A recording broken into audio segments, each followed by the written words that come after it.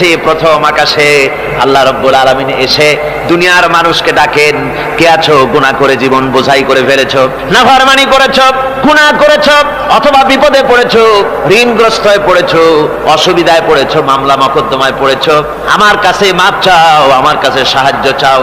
এই সময় যে সমস্ত বান্দারা আরামের ঘুমকে হারাম করে আল্লাহর দরবারে কাঁদতে থাকে, তাহাজ্জুদের নামাজ আদায় করে যখন হাত তুলে কাঁদে, আল্লাহ পাক তখন এই দৃশ্য দেখে ফেরেশতাদের বলেন, ও আমার ফেরেশতারা, আমার ওই বান্দাগুলি কাঁদে কেন? সমস্ত মানুষ যখন ঘুমানো, এই বান্দাগুলি কাঁদে কেন বলো? ফেরেশতারা বলে, আল্লাহ তুমি তো ভালো করে জানো। ফেরেশতারা বলে, আল্লাহ পাক বলবেন, তবুও তোমাদের মুখ থেকে শুনতে চাই। ফেরেশতারা তখন বলবে, রব্বুল আলামিন তোমার বান্দা গুনাহ করেছে, জাহান্নামের ভয়তে তোমার কাছে কাঁদতেছে, তোমার ভয়তে কাঁদে, জাহান্নামের ভয়তে কাঁদে।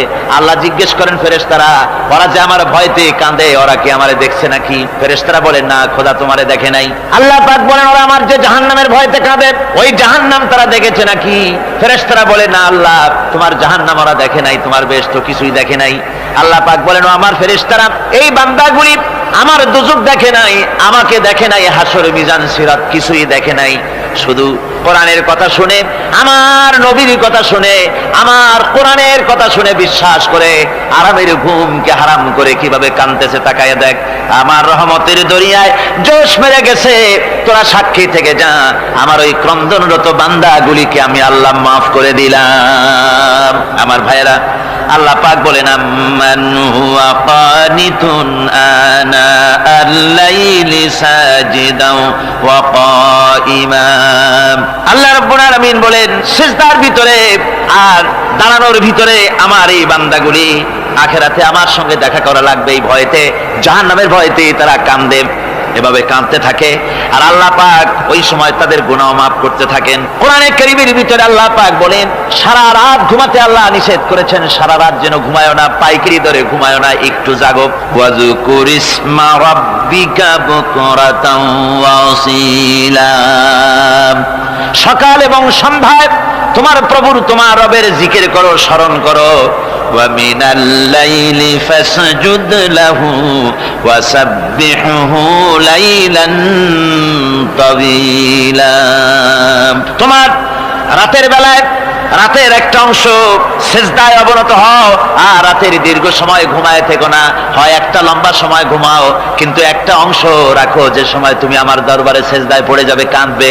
আমার বন্ধুগণ, রাতটা ওয়াজআলনাল লাইলা সুবাতা, আল্লাহ রাব্বুল আলামিন ওয়াজআলনা সুবাতা ওয়াজআলনান নাওমা সুবাতা ওয়াজআলনাল লাইলা লিবাসা, ঘুমকে বানাইছেন আল্লাহ শান্তির বাহন, আর রাতকে করেছেন আচ্ছাদন। রাতকে কি করেছেন?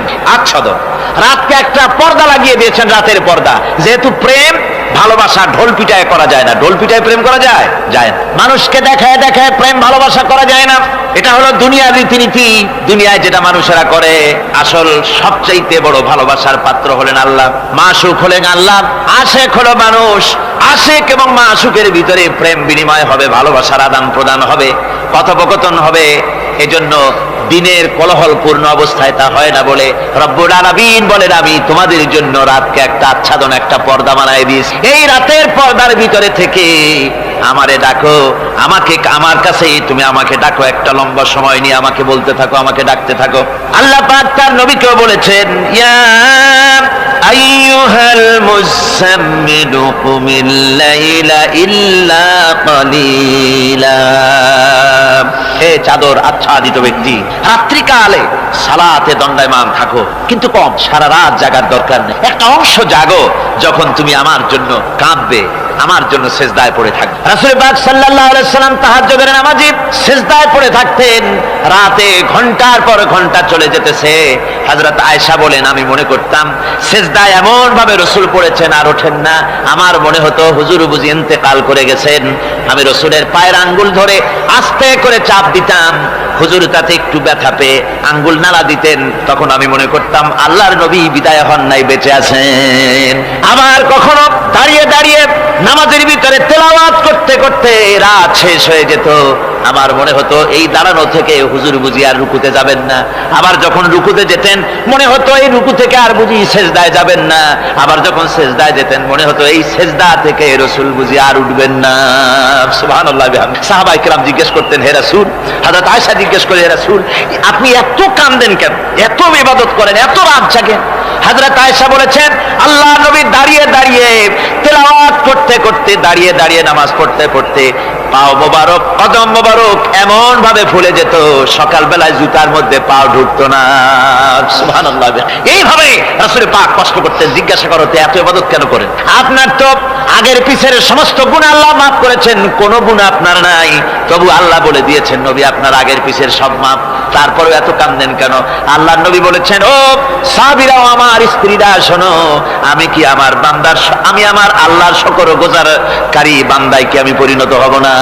যে আল্লাহ আমাকে এত নিয়ামত দিয়েছেন, আমি কি সেই আল্লাহর শুকরগুজার হব না? রাসূলুল্লাহ এভাবে কাঁদতেন। সুতরাং প্রত্যেকটি মুসলমানকে রাতের বেলায় আল্লাহর দরবারে হাত তুলে কাঁদতে হবে, মোনাজাত করতে হবে, রব্বুল আলামিন, যে গুনাহ করেছি, আমি যত গুনাহ করেছি, আমাকে তুমি নেয়ামত যা দিয়েছো, এই নেয়ামত তুমি না দিলেও পারতে, তুমি দয়া করে দিয়েছো। এভাবে যদি মানুষ কাঁদে, আল্লাহ এই অপরাধ করেছি, অপরাধের কথা যদি স্মরণ করে আর কাঁদতে থাকে, আল্লাহ রব্বুল আলামিনের রহমত তার উপরে তখন পড়তে থাকে। আর এই তাহাজ্জুদ, গভীর রাতের কান্দাকাটি, এই জন্য আল্লাহ পাক বলেন, এর আসল ব্যাপারটা হলো, ইন্না নাশিআতাল লাইলি হিয়া আশাদ্দু ওয়াতআন ওয়া আকওয়ামু কিলা। আসল ব্যাপার হলো এই প্রকৃতপক্ষে রাতের বেলায় যে নামাজটা হয়, শয্যা ত্যাগ করে মানুষ যে নামাজ পড়তে দাঁড়ায়, এতে করে তার আত্মসংযমের ট্রেনিং হয়ে যায়, আল্লাহর সঙ্গে মহব্বত কায়েম হয়ে যায়। ইসলামী আন্দোলনের বিজয়ের জন্য কর্মীদের এটা সবচাইতে বড় ওষুধ। শুধু হরতালের প্রোগ্রাম দিয়া, শুধু মিছিলের প্রোগ্রাম দিয়া ইসলামী আন্দোলন বিজয় কোনো কালে হয় নাই, আর হবেও না। এজন্য আন্দোলন যারা করে তাদেরকে গভীর রাত্রে উঠতে হয়, নফল রোজা রাখতে হয়, আর গভীর রাত্রে তেলাওয়াত করতে হয়, কাঁদতে হয় আল্লাহর কাছে, তা না হলে আন্দোলনের বিজয় হওয়া সম্ভব না। আল্লাহ পাক বলে, বান্দা যখন আমাকে ডাকে, আমি বান্দার একদম নিকটে, তার ঘাড়ের চাইতেও নিকটে। ওয়া নাহানু আকরাবু ইলাইহি মিন হাবিলিল ওয়ারিদ। আমি আমার বান্দার সারা যে রগের উপরে তার মাথা, এর থেকেও আমি আমার বান্দার বেশি নিকটে। সুবহানাল্লাহ পড়ে। আমি তোমার কাছে, আমার কাছে মাপ চাও, যত বড় গুনাহ হোক। ওয়াকালা রাব্বুকুম উদউনি আস্তাজিব লাকুম। তোমার প্রভু তোমাকে ডেকে বলেছে, আমাকে ডাকো, আমি মাফ করে দেব। সুবহানাল্লাহ। কত বড় কথা, আমাকে ডাকো, নিরাশ হয়েও না, হতাশ হয়েও না। আল্লাহর গজব বেশি না রহমত বেশি? আল্লাহর রহমত বেশি।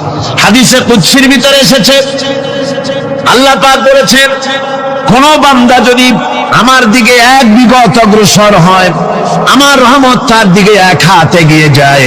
কোন বান্দা যদি আমার দিকে হেঁটে আসে, আমার রহমত তার দিকে দৌড়ে যায়।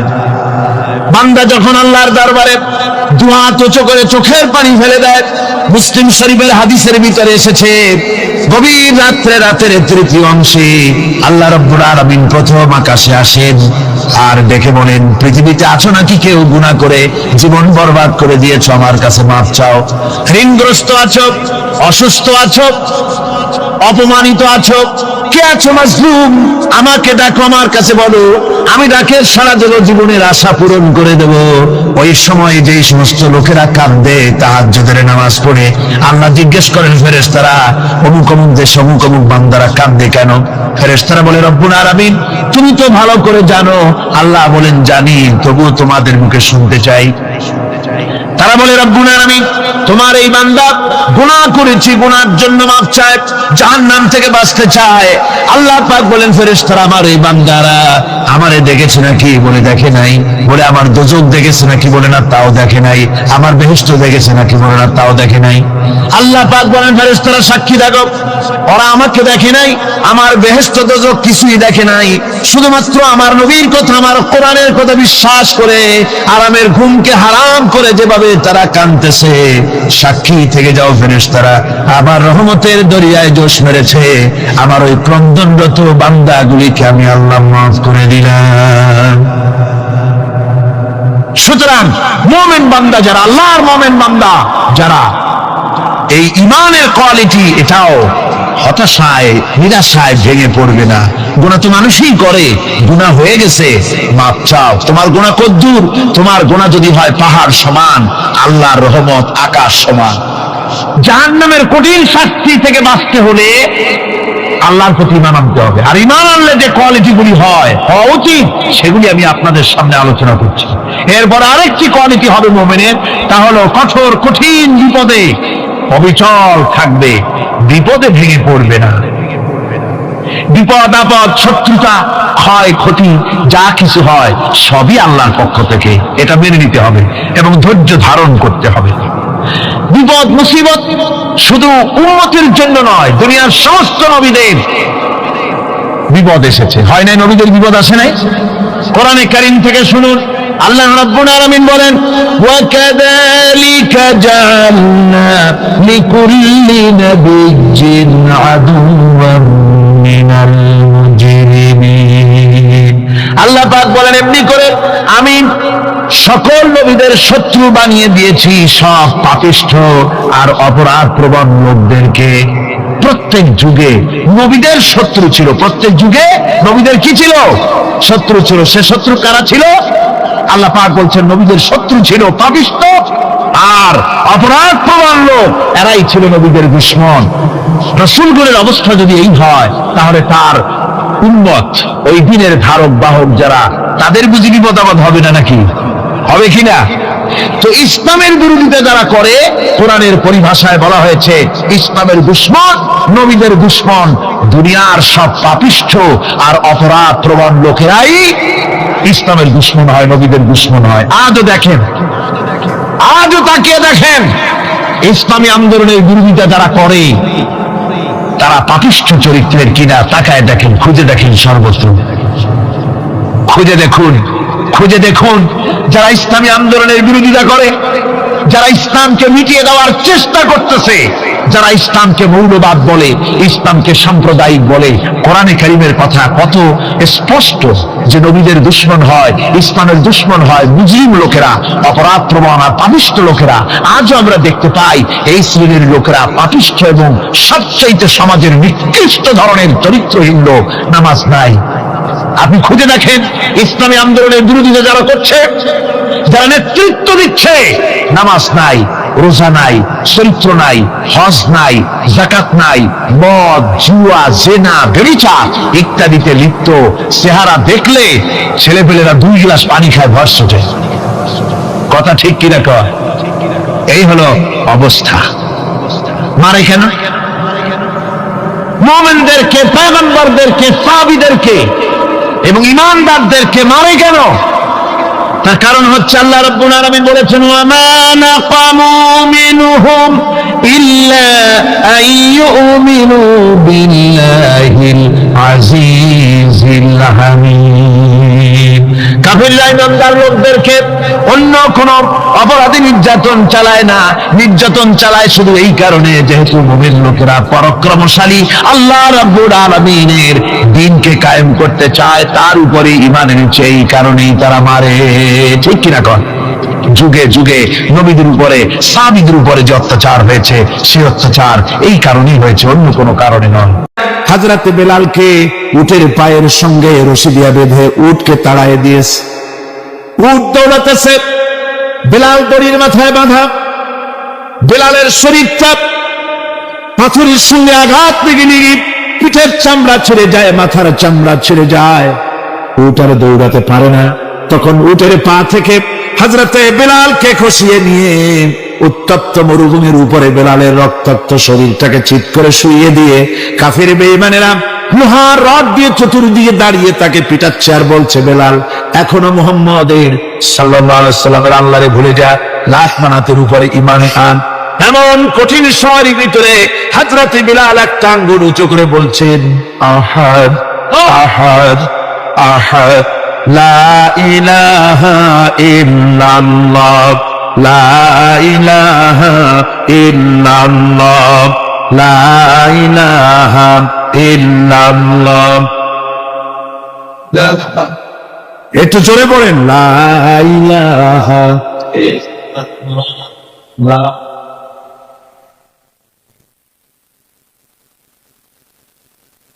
লা ইলাহা ইল্লাল্লাহু মুহাম্মাদুর রাসূলুল্লাহ। আমার ভাইরা, ওরা হযরতে খাব্বাবকে বেঁধেছে, খুঁটির সাথে বেঁধে চতুর্দিক থেকে তীর নিক্ষেপ করছে, তরবারি মারতেছে, শরীরের গোশত টুকরা টুকরা হয়ে পড়তেছে। এরপরে কাফেরের নেতা বলতেছে, থামো, একটা কথা বলে নেই। জিজ্ঞেস করছে, খাব্বাব, তোমাকে ছেড়ে দিতে পারি একটা শর্ত যদি মানো, তোমার পরিবর্তে এখানে এনে আল্লাহর নবীকে, তোমাদের নবীকে এনে বাঁধবো, তার উপর অত্যাচার করব, এটা যদি মানো তোমারে ছেড়ে দিতে পারি। এতক্ষণ ধরে যিনি তীর তরবারির আঘাত নীরবে সহ্য করতেছিলেন, এখন মানুষের এই কথার আঘাত তিনি সহ্য করতে পারলেন না। হযরতে খাব্বাব ডাক দিয়া বলেন, ও কাফির বেঈমানেরা, শোনো, তোমাদের হাত দিয়া আল্লাহর নবীকে এখানে এনে, তোমাদের হাত দিয়ে তীর তরবারি তো দূরের কথা, তোমাদের নাপাক হাত দিয়া আল্লাহর নবীর গায়ে যদি একটা ফুলও নিক্ষেপ করো, আমার শরীরের ভিতরে এক ফোঁটা রক্ত থাকতে আমি তা বরদাস্ত করবো না।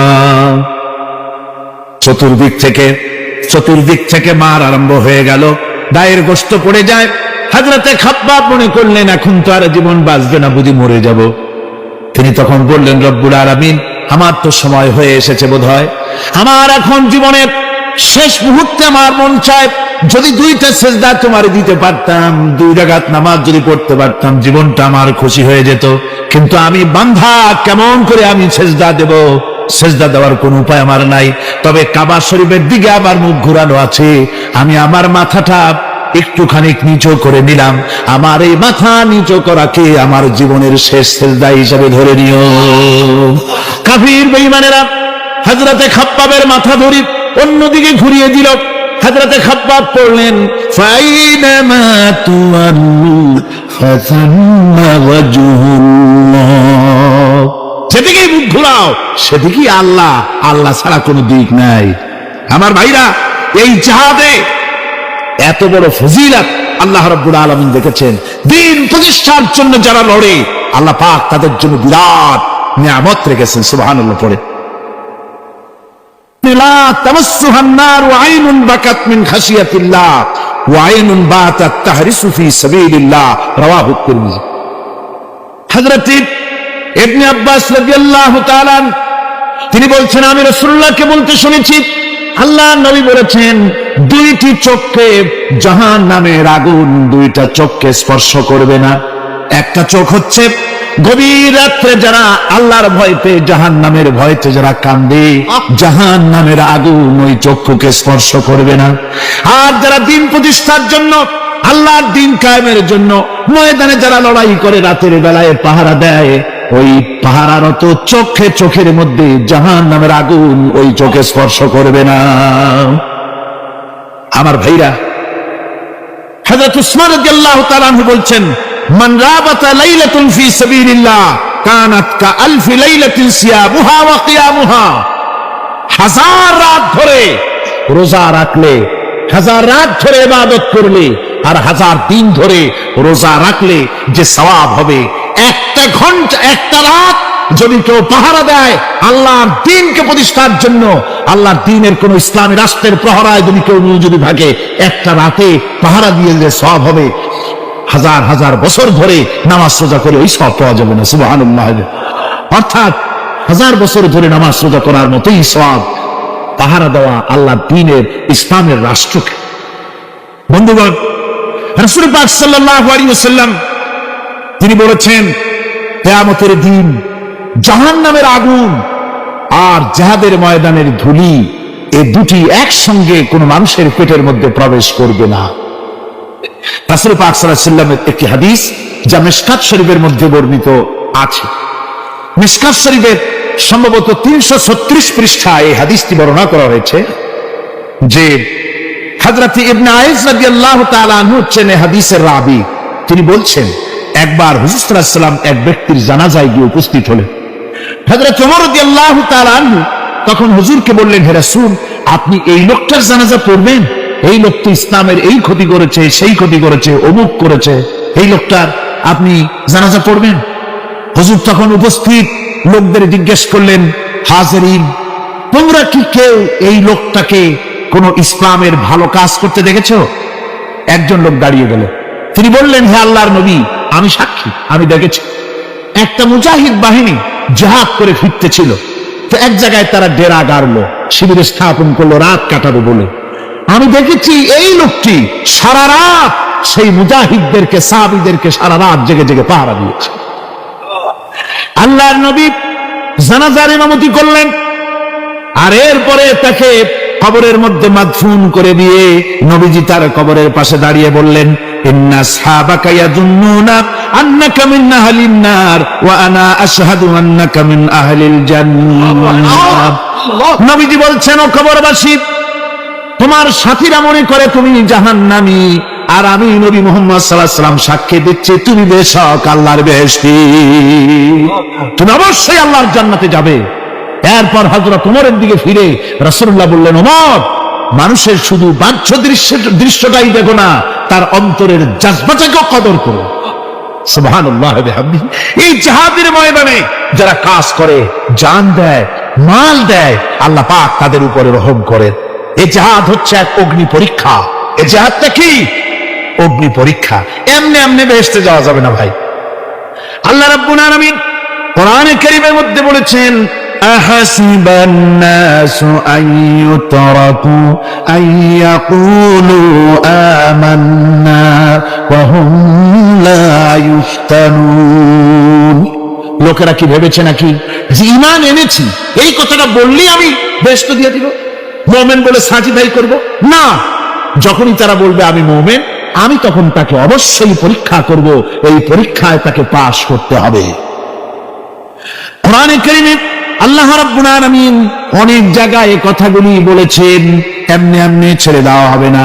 আমি অতীতের লোকদেরকেও পরীক্ষা করেছি, তোমাদেরকেও পরীক্ষা করব। পরীক্ষা না দিয়ে কেউ তোমরা বেহেশতে যেতে পারবে না। এই জমিনে তোমাদের আগুনের পরীক্ষা দিতে হবে। পয়গম্বরেরা কষ্ট করেছেন, সাহাবায়ে কিরাম কষ্ট করেছেন।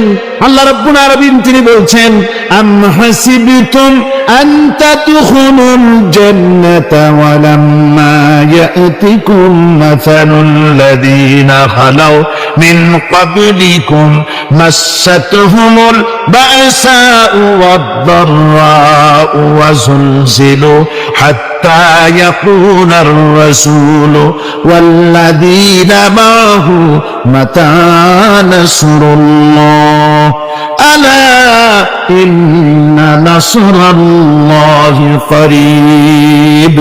আল্লাহ রাব্বুল আলামিন বলেন, তোমরা কি মনে করেছো যে তোমরা বেহেশতে প্রবেশ করবে, অথচ তোমাদের পূর্বে যারা এই পৃথিবীতে এসেছিল তাদেরকে আমি যেমন পরীক্ষা করেছি ওরকম পরীক্ষা এখনো তোমাদের উপরে আসে নাই, ওরকম বিপদও আসে নাই, মুসিবতও আসে নাই।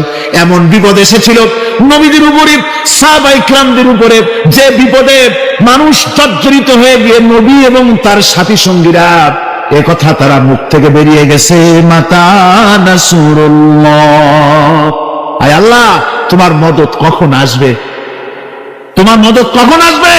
মার খেতে খেতে তো শেষ হয়ে গেলাম। এইভাবে যখন মার আসে চতুর্দিক থেকে, আর মুমিনেরা ময়দানে পা জমায়ে টিকে থাকে দিন প্রতিষ্ঠার জন্য, আল্লাহ তখন খুশি হয়ে এক সময় ঘোষণা করে দিবেন, আলা ইন্না নাসরাল্লাহি করিব, আর দেরি নাই, আমার মদত, আমার সাহায্য তোমাদের জন্য অবধারিত। সুবহানাল্লাহ। আমার ভাইরা, বিষয়টা সহজ নয়। শুধু দুইটা সেজদা দিয়া, শুধু তাহাজ্জুদের দিয়ে কিছু নামাজ পড়িয়া আল্লাহর জান্নাতে যাওয়া এত সহজ নয়। রাস্তা খুব কঠিন, রাস্তা খুব। ये शहादत गाहे उल्फत में कदम रखना, ये शहादत गाहे उल्फत में कदम रखना, लोग समझते हैं आसान है मुसलमान होना। এটা হলো শাহাদাতের উত্তপ্ত ময়দানে পা রাখা। লোকেরা মনে করে ইসলাম গ্রহণ করা, মুসলমান হওয়া বুঝি বড় সহজ ব্যাপার। এত সহজ না। আমরা হানফি মাসলাকের লোক, ইমাম আবু হানিফার মাসলাক অনুযায়ী চলি। আমরা মনে করি বেহেশতে এমনি যাব, কিন্তু আমাদের ইমাম সাহেব কি করছেন ওই ইতিহাস আমাদের জানা নেই। খাজা বাবার মহব্বতে অস্থির। রজব মাস আসলে পরে বড় বড় ডেক্সি চড়ায়, সেই ডেক্সির উপরে লাল শালু বিছায়, তারপরে টাকা পয়সা রোজগার বহুত করে। আসলে তো খাজা না, আসলে হচ্ছে ইয়া খাজা কুস্তু আজা, পেট তো ভরে যা।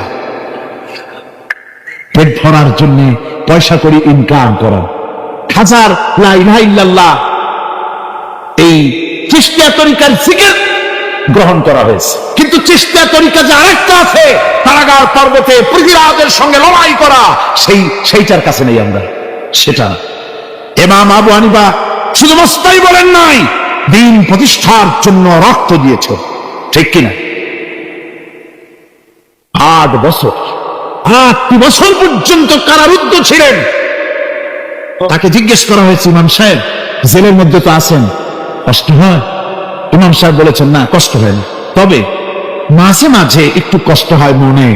2-4 মাস পর পর আমার বুড়ি মাকে এনে হাজির করা হয় জেলখানার মধ্যে, আর আমার মায়ের সামনে আমাকে পেটানো হয়, যেন মা আমাকে বলে যে এদের সাথে একমত হয়ে যা, সেই জন্য পেটানো হয়। তা আমার মা আমার মায়ের দেখে, আর মায়ের চোখ থেকে পানি পড়তে থাকে, তখন আমার মনে বড় কষ্ট লাগে। তবে আলহামদুলিল্লাহ মা আমার এমন, আমার মা দেখেন আর হজম করেন, আর আমাকে বলেন খবরদার এক চুলো সিদ্ধান্তটাকে নড়বা না।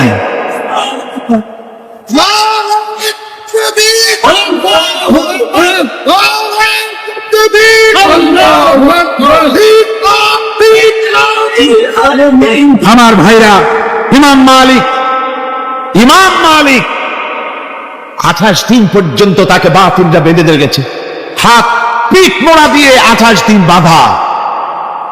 এই হাত বাহু থেকে ডিসকানেক্ট হয়ে গিয়েছিল, এই বাহুর জোড়া থেকে ডিসকানেক্ট হয়ে গিয়েছিল হাত, 28 দিন পর্যন্ত বাঁধা ছিল। ইমাম আহমদ বিন হাম্বল, ইসলাম বিরোধীরা তাকে পিটাইছে, প্রত্যেকটা চাবুকের সাথে গায়ের গোশত উঠে এসেছে। এই জন্য কবি বলতেছি, पैरवी बू हनीफा की सनद जिंदान है, हम्बली होता है पीठ पर दुर्रे खाने की बात। হানাফি হতে চাও, জেল জরিমানার জন্য প্রস্তুতি নাও। শুধু সবজি কলা খাইয়া বেহেশতে যাওয়া যাবে না, এত সহজ না। আঙ্গুর বেদানা সবরি কলা আর দুধের স্বরের উপর ইসলাম আসে নাই, ইসলাম এসেছে ময়দানের উপরে, জান দিয়ে রক্ত দিয়ে ইসলাম প্রতিষ্ঠা হয়ে গোটা দুনিয়ার নির্যাতিত নিপীড়িত জনতার মুখে হাসি ফুটিয়েছে ইসলাম।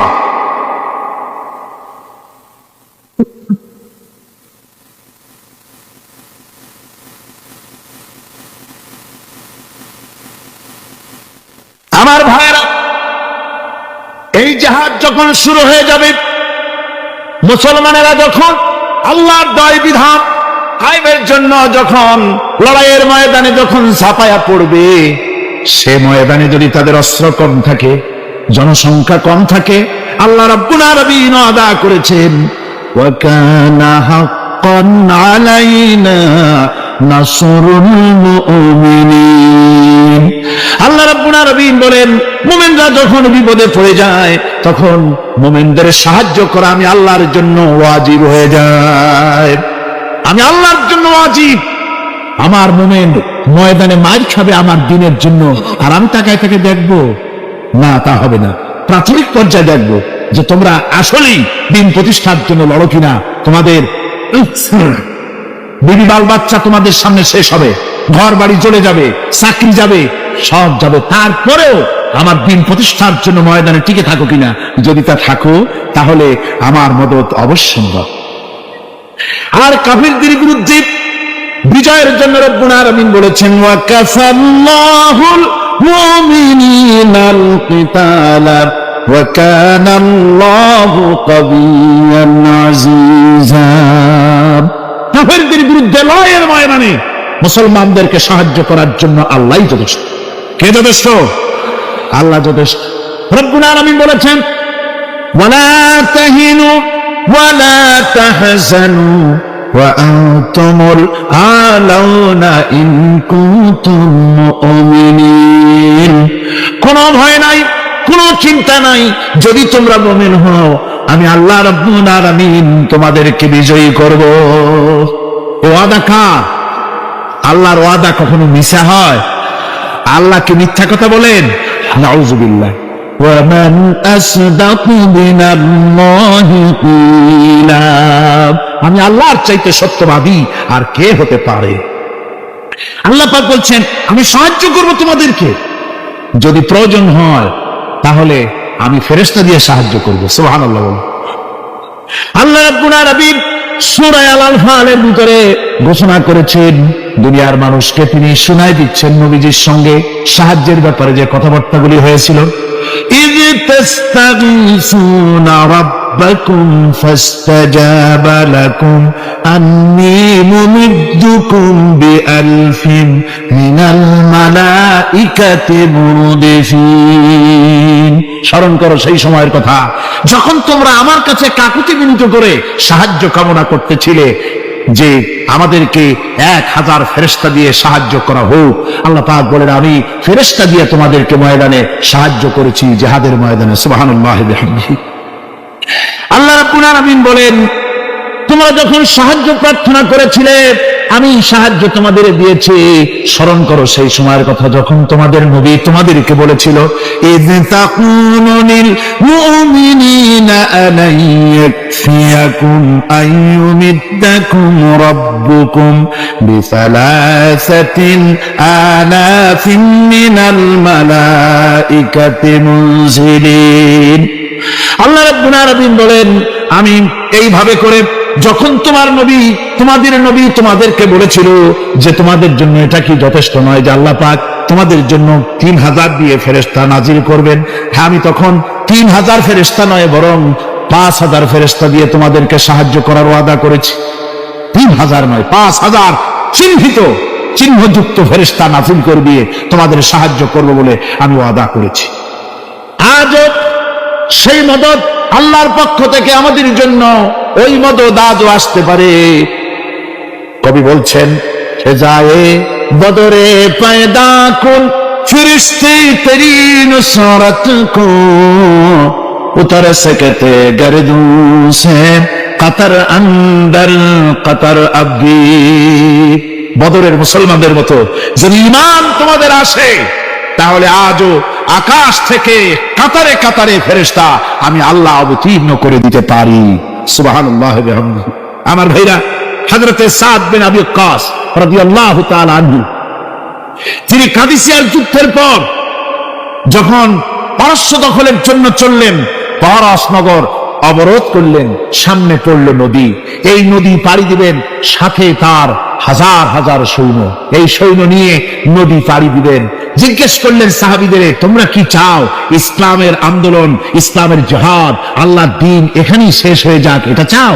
না ইসলামের এই কলেমার আওয়াজ নদীর ওপারেও নিয়ে যেতে হবে, অথচ আমাদের কাছে কোনো পারাপারের কোনো নৌকা নাই, কি করতে চাও? সাহাবীরা বললেন, আমরা আপনার অর্ডার ফলো করব, আমরা এই নদীর ওপারে গিয়ে কালেমার পতাকাকে উড্ডীন করতে চাই, কালেমার সুশীতল ছায়াতলে গোটা দুনিয়াকে আনতে চাই। হযরতে সাদ তখন বললেন, তাহলে তোমরা সবাই আমার পেছনে পেছনে এই দরিয়ার ভিতরে ঝাঁপিয়ে পড়ো আর আমার সঙ্গে সবাই উচ্চারণ করো, নাস্তাঈনু বিল্লাহি ওয়া নাতাওয়াক্কালু আলাইহি হাসবুনাল্লাহু নি'মাল ওয়াকিল নি'মাল মাওলা ওয়া নি'মান নাসীর। ইতিহাস লিখতেছি 60,000 সৈন্য তাদের অশ্ব নিয়ে, তাদের উষ্ট্র নিয়ে, তাদের মালপত্র নিয়ে, জিহাদের সামান নিয়ে শ্রাবণীর খরস্রোতা নদী, উত্তাল তরঙ্গমালায় ভরা নদীর উপর থেকে এই সাহাবীরা পাড়ি দিয়ে ওপার চলে গেলেন। ওপার যাওয়ার পরে হযরতে সাদ বলছেন, তোমাদের কেউ কি হারায় গেছে নাকি? সবাই এদিক ওদিক তাকায়, খোঁজ করে বলল, মানুষ তো দূরের কথা, একটা উট আর ঘোড়াও একটাও হারায় যায় নাই। একজন বলল, আমার একটা পেয়ালা, যে পেয়ালা আমি পানি পান করতাম, সেই পেয়ালাটা তুফানে ছিটকে কোথায় চলে গেছে, ওইটা হারায় গেছে। হযরতে সাদ বলেন, মুজাহিদের কোন জিনিস দরিয়া নিতে পারে না, অবশ্যই তা ফেরত আসবে। এই কথা তিনি বলতেছিলেন, হঠাৎ করে দরিয়ার কিনারে একটা আওয়াজ হলো, দেখা গেল তুফানের ভিতরে সেই হারানো বাটিটা তাদের মধ্যে বেরিয়ে এসেছে। আল্লাহু আকবার! মুজাহিদদেরকে সাহায্য করেন স্বয়ং আল্লাহ রাব্বুল আলামিন। আফ্রিকার জঙ্গলের কাছে, ভিন্ন ইতিহাস, জঙ্গলের কাছেই মুসলমানদেরকে থাকতে দেওয়া হয়েছিল। মনে করা হয়েছিল জঙ্গলের সমস্ত হিংস্র প্রাণীরা এই মুসলমানদের শেষ করে দেবে, যুদ্ধ করা লাগবে না। হযরতে সাদ সে অবস্থা বুঝতে পারলেন, তিনি একটা মঞ্চ তৈরি করলেন। সেই মঞ্চের উপরে দাঁড়ায় জঙ্গলের প্রাণীদের দিকে লক্ষ্য করে তিনি নোটিশ জারি করে দিলেন, বললেন, ইয়া আইয়াতুহাল হাশারাত ওয়াস সিবাউ নাহনু আসহাবু রাসূলুল্লাহ সাল্লাল্লাহু আলাইহি ওয়াসাল্লাম। হে জঙ্গলের হিংস্র প্রাণীরা, আমরা আল্লাহ রাসূলের সাহাবী। ফাইন্নানা সিলুনা ফামান ওয়াজাদনা বাদাহু কাতালনাহু। আমরা রাসূলের সাহাবী, এইখানে আল্লাহর দ্বীনকে কায়েম করার জন্য আমরা এসেছি আল্লাহর কলেমার আওয়াজ নিয়ে। আমরা এখানে রাত কাটাবো। সুতরাং এই জঙ্গলের ভিতরে হিংস্র প্রাণী যত আছো সব আমাদের এই জায়গা ছেড়ে অন্যত্র চলে যাও। আফ্রিকার জঙ্গলি মানুষেরা চিন্তা করলো, মানুষের কথা কি জঙ্গলি প্রাণীতে শোনে নাকি, পাগলে কয় কি?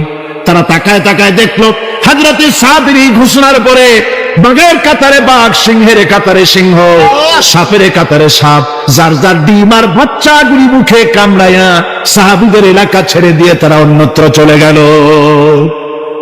আমার মুসলমান ভাইরা, এই ছিল মুসলমানদের ইতিহাস।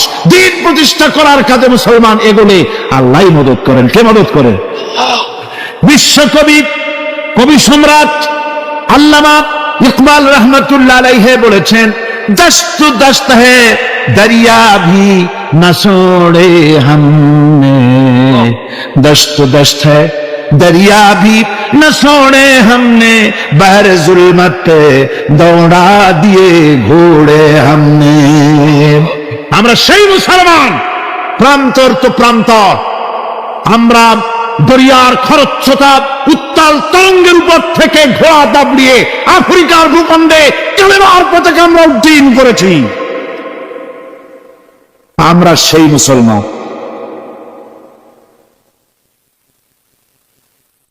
একটুখানি জিকির করেন, লা ইলাহা ইল্লাল্লাহ, লা ইলাহা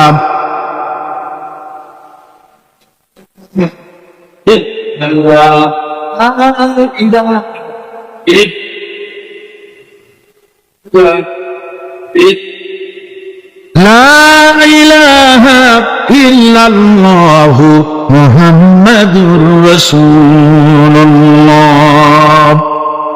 সমুদ্রের ঢেউকে, দাতলা নদীর ঢেউকে আল্লামা ইকবাল স্মরণ করায় দিচ্ছেন। ও দরিয়ার ঢেউ, ऐ मौज जजला तू भी पहचानती है हमको, अब तक है तेरा दरिया अफसाना हमारा।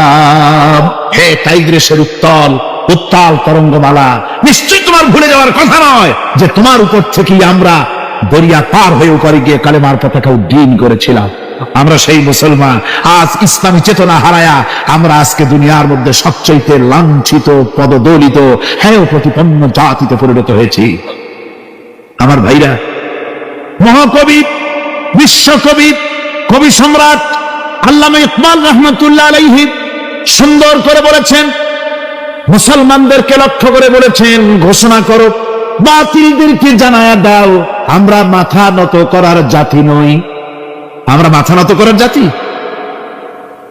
ভারত আজ আমাদের দিকে চোখ রাঙায়, ভারত চোখ রাঙায় তাকায় আমাদের দিকে। দুনিয়ার অনেকেই আমাদের দিকে চোখ রাঙায়। বিশ্বকবি আল্লামা ইকবাল বলেছেন, বাতিল সে দবনে ওয়ালে আসমান হি হাম, बातिल से दबने वाले आसमान ही हम, सौ बर कर चुका है तू इम्तिहान हमारा। বাতিলের সামনে মাথা নত করার জাতি আমরা নই। ওই আকাশ সাক্ষী, ওই জমিন সাক্ষী। আমরা মাথা দিয়েছি কিন্তু মাথা নত করি নাই, শির দিয়েছি আমামা দেইনি, সে জাতি আমরা। সুবহানাল্লাহ ওয়া বিহামদিহি। সেই জাতি আজ দুনিয়ার বুকে লাঞ্ছিত, পদদলিত হচ্ছে। কারণ কি? কারণ হচ্ছে একমাত্র এই যে আমরা আমাদের জীবনের উদ্দেশ্য ভুলে গিয়েছি। আমার ভাইয়েরা, আল্লাহর এই রাস্তায়, আল্লাহর এই দিন প্রতিষ্ঠার জন্য লড়াই হবে, জেহাদ হবে। জেহাদের কথাই বলতেছি। এই জেহাদ হলো পৃথিবীর নির্যাতিত, নিপীড়িত মানুষের মুক্তির জন্য জেহাদ। জেহাদ কি জন্যে? আমরা রাষ্ট্রপ্রধান হব, আমরা দেশ দখল করব, নেতৃত্ব দিব, এজন্য নয়।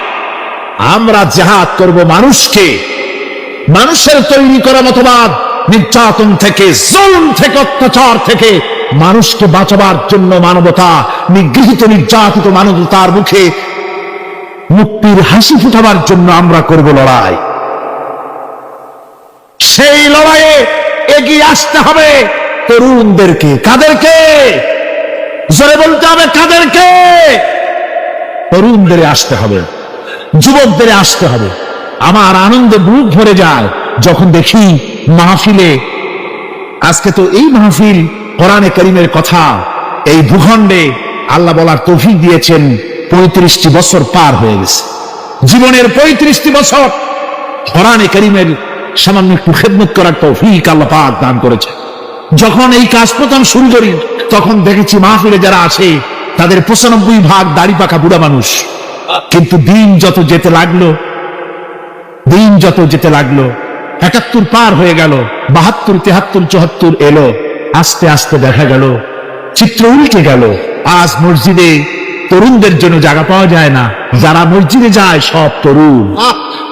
যারা আগে হজে যেত সব বুড়া মানুষ, পাপ করার আর কোনো বয়স নাই, তখন যাইতো হজ করতে। এখন আলহামদুলিল্লাহ তরুণেরা যায় হজ করতে বেশিরভাগ। আজকের মাহফিল দেখুন, দাঁড়ায় দেখতে বলি নেই, জায়গায় বসে আর ডাইনে বা একটু তাকায় দেখেন কারা বেশি, দাড়ি পাকা না যুবক? যুবক আর তরুণ দিয়ে আল্লাহর এই মুজাহিদ, আল্লাহর এই গোলামদের দিয়ে আল্লাহ মাহফিল ভরে দিয়েছেন। জোরে কোন সুবহানাল্লাহ, জোরে কোন আলহামদুলিল্লাহ। এই তরুণ যুবকরাই হচ্ছে ইসলামের সম্পদ। ইসলামের সম্পদ কে? তরুণ আর যুবকেরা। তোমাদের অবদান ইসলামে সব চাইতে বেশি। মনে রাখবেন যুবকেরা, শোনো, ইসলাম প্রতিষ্ঠিত হয়েছে তোমাদের রক্তের উপরে। কাদের রক্তের উপরে? যুবকদের রক্তের উপরে। যারা ইসলাম প্রথম কবুল করেছিলেন তারা কিন্তু বুড়ো ছিলেন না কেউ। প্রথম যে ব্যক্তি ইসলাম কবুল করলেন হযরতে সাইয়্যিদুনা আবু বকর সিদ্দিক রাদিয়াল্লাহু তাআলা আনহু, বয়স ছিল 37 বছর। 37 বছর বয়সে দাঁতটা পড়িয়া খুনখানা বুড়া হয়ে গেছিল নাকি? হযরত ওমর ইসলাম যখন কবুল করেন তখন তিনি ছিলেন 26 বছরের টকবগে যুবক। যৌবনের রক্ত পা এবং মাথা পর্যন্ত শিরায় উপশিরায় ধাবমান এই যুবক হযরত ওমর 26 বছর বয়সের সময় ইসলাম কবুল করেন। হযরত আব্দুর রহমান বিন আউফ যখন ইসলাম কবুল করেন বয়স ছিল মাত্র 17 বছর। হযরত আলী যখন ইসলাম কবুল করেন তখন বয়স ছিল মাত্র 8.5 বছর। তোমাদের মতো তরুণেরা, যুবকেরাই সর্বপ্রথম কালেমার পতাকা ধারণ করে রাসূলকে সাহায্য করেছিল। সুবহানাল্লাহ।